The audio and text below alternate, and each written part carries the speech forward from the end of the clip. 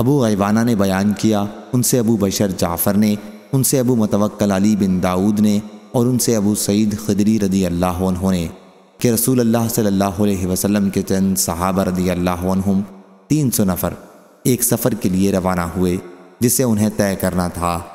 راستے میں انہوں نے عرب کے ایک قبیلے میں پڑاؤ کیا اور چاہا کہ قبیلے والے ان کی مہمانی کریں، لیکن انہوں نے انکار کیا۔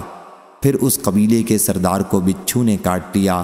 اسے اچھا کرنے کی ہر طرح کی کوشش انہوں نے کر ڈالی، لیکن کسی سے کچھ فائدہ نہیں ہوا۔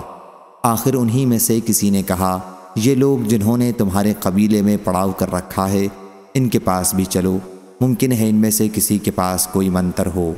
چنانچہ وہ صحابہ رضی اللہ عنہم کے پاس آئے اور کہا، لوگو، ہمارے سردار کو بچھو نے کاٹ لیا ہے، ہم نے ہر طرح کی بہت کوشش اس کے لیے کر ڈالی، لیکن کسی سے کوئی فائدہ نہیں ہوا۔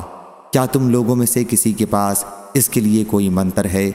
صحابہ رضی اللہ عنہم میں سے ایک صاحب ابو سعید خدری رضی اللہ عنہ نے کہا کہ ہاں واللہ میں جھاڑ نہ جانتا ہوں، لیکن ہم نے تم سے کہا تھا کہ تم ہماری مہمانی کرو، ہم مسافر ہیں، تو تم نے انکار کر دیا